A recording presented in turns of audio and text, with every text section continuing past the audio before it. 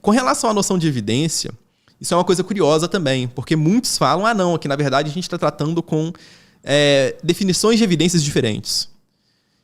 Isso é uma coisa muito estranha, Wesley, porque quando a gente investiga literatura sobre a definição de evidência, você não encontra a definição de evidência do psicanalista exatamente, sabe?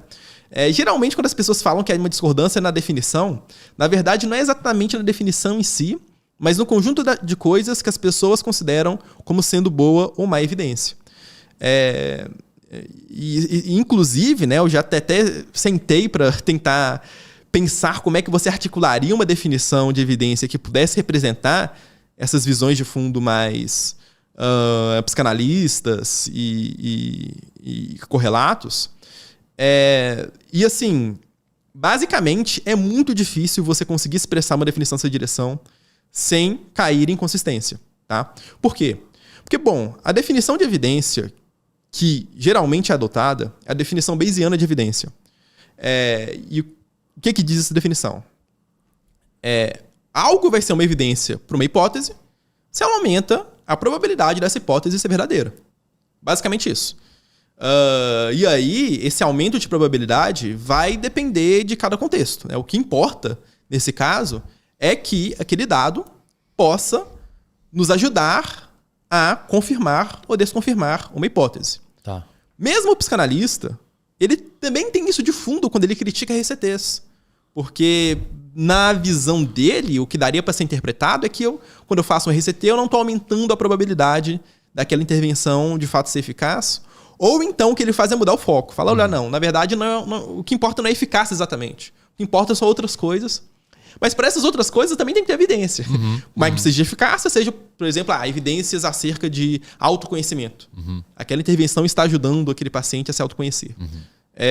Só que a noção de fundo de evidência, eu arrisco dizer que é a mesma em todos os casos. Seria estranho você desenhar uma definição muito adversa a essa. Apesar de você ter outras definições de literatura que não são exatamente assim, mas que também são bem-sucedidas. Mas se é a mesma, por que um diz que os dois têm evidência e o outro diz que só um tem evidência? Porque o que muda não é exatamente a definição, mas o que é julgado como sendo boa ou má evidência. Entendi. Então, Wesley, eles partem do mesmo lugar, mas o caminho é diferente. Na verdade, assim, eu até diria, não é que nem que eles partem exatamente do mesmo lugar. É porque quando você pensa, inclusive, em ciência, dificilmente você vê as pessoas articulando adequadamente a noção de evidência. Elas vão de uma visão um pouco intuitiva, e essa visão intuitiva, geralmente, que vai partir do mesmo lugar. Porque é uma visão meio comum, assim, não há tantos conflitos em relação a isso. É igual a questão da definição de verdade, assim. A gente pode não saber definir o que é verdade, mas nós temos, assim, um certo senso de fundo. Foi construído culturalmente, imagino, né? Sim, também. Tem uma certa construção cultural a partir disso. Mas a gente tem um senso de fundo sobre o que vai fazer algo ser verdade e o que não vai ser verdade. Por exemplo, eu posso discordar que alienígenas existem, você pode concordar, mas a nossa discordância não é sobre a definição de verdade. Isso. Mas sim sobre os dados do mundo. Isso. Então, a discordância em relação a essa questão de ser boa ou má evidência diz respeito aos dados do mundo e não da definição por detrás. É como se estivesse avaliando um passo além da definição. Mas daí não avalia pela definição? Depende. Tipo, tu tá avaliando um resultado, um dado de mundo, um fato do mundo. Tu não deveria definir esse fato do mundo como se funciona ou não, uma verdade ou não, pela lente da verdade? Sim, só que, novamente, eu falei que a filosofia ajuda a definir conceitos adequadamente. Uma das coisas que a filosofia faz. O que acontece, Wesley, no cotidiano, é que nós operamos no mundo sem definições explícitas de uma série de coisas. Eu digo que eu tô feliz, mas eu não sei definir adequadamente o que é felicidade. Isso. Eu digo que isso aqui é uma garrafa, eu posso, inclusive, nem saber definir o que é uma garrafa, mas eu consigo apontar. E isso muitas vezes funciona. Em alguns casos dá problema. Por exemplo, quando a gente fala de pseudociência. Porque essa noção vaga já parece não ser suficiente para a gente conseguir resolver casos como esse. E a gente precisa de definições explícitas.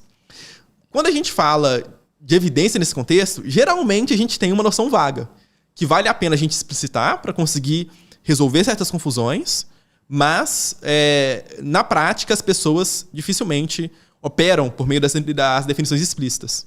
Então, assim, tu tá dizendo que a filosofia da ciência, ela ajudaria a pessoa que, embora consiga apontar, isso aqui é uma garrafa, né? Vou botar aqui na frente da câmera. Isso aqui é uma garrafa. A filosofia da ciência, ela teria, inclusive tu citou lá numa aula do curso, que existe acho que uma sub-área, não sei se é assim que chama, dentro da filosofia da ciência, que só avalia a produção de conceitos, né? No caso, não somente a produção de conceitos, né? A metafísica da ciência, ela faz isso, mas ela também pode investigar outras coisas, porque o filósofo ele também se preocupa com certas implicações de conceitos relevantes para a ciência, né? Só um exemplo, né? A gente pode trabalhar sobre o que é ser livre, e daí a gente pode discutir se a gente tem ou não tem livre-arbítrio. Né? Isso já seria, inclusive, um campo de filosofia da ação. Mas, nesse caso, o filósofo também pode operar nessa direção. E, geralmente vai operar quando as análises dependem de variáveis que são mais lógicas, mais de raciocínio, que, obviamente, né, quando a gente fala de uma filosofia mais científica, que está aliada, inclusive, a dados empíricos. Né? Hoje em dia é inviável eu falar sobre se nós temos ou não temos livre-arbítrio sem aliar isso a dados empíricos. Tá, então assim, beleza, eu sei apontar que isso daqui é uma garrafa. Mas chega um momento que existe um outro objeto aqui no meu lado que ele é parecido com a garrafa, mas não é uma garrafa. E aí, se eu não souber exatamente aonde que um começa e o outro termina, eu vou chamar os dois de garrafa. Que é o que acontece com algumas coisas de ciência e pseudociência. E aí, a filosofia da ciência fala, isso é uma garrafa, isso não é uma garrafa. Ela vai tentar ajudar nessa direção.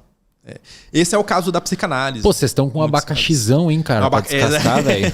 Exatamente. Por quê? Olha que foda, cara. Quando você fala de conhecimento produzido na academia, né? Melhor dizendo, né? Produção de pesquisa em academia, vai pensar que, olha, isso daí é uma coisa que é digna de confiança. É digna de crédito. As pessoas estão ali se especializando, estão se formando, estão produzindo artigos. Você não vai julgar que uma coisa que faz isso seja uma pseudociência. Porque é uma característica que ela é semelhante às outras garrafas da ciência. Perfeito. Exatamente. Você consegue perceber? Vira um caso muito mais obscuro do que, por exemplo, você falar de terraplanismo. Sim. Que já não tá nem na academia. Perfeito. Ok? Então, quando vai ficar na zona mais cinzenta, aí você vai precisar aguçar mais o conceito para conseguir captar casos ela tem como uma esse. roupa parecida com a garrafa, a tampinha da garrafa. É mais sutil, né? Isso, exatamente, exatamente. E a filosofia da ciência olha nesse detalhe. E aí olha à luz dessas definições advindas da epistemologia, dos princípios lá da confiabilidade. Ou seja, a filosofia da ciência vai estabelecendo alguns tipos de critérios. Aí você olha esses critérios e olha para aquele construto ali que se diz ciência ou não e ajuda a falar, esse está nessa caixinha, esse está na outra caixinha. O que geralmente se faz quando a gente está querendo definir conceitos. Primeiro passo importante é pensar nos casos claros. Né? Esquece os difíceis por enquanto. Fala, olha, o que claramente é ciência, por exemplo, e o que claramente não é ciência. A gente poderia colocar de um lado a física newtoniana e o terraplanismo do outro. São casos em que a discussão vai ser muito menor. Você dá os exemplos dos triângulos, né? O triângulo ser três lados, né? Isso é um caso... No caso, para definir um triângulo, tem que ter exatamente. três Isso é um polígono de três lados, exatamente isso. E aí isso daí... É um caso claro. É um caso claro. Exatamente. A partir desses casos, eu vou tentando pegar as propriedades que parecem ser compartilhadas por aquele conjunto que estão próximos dos casos claros e depois dos casos que são claros também do outro lado.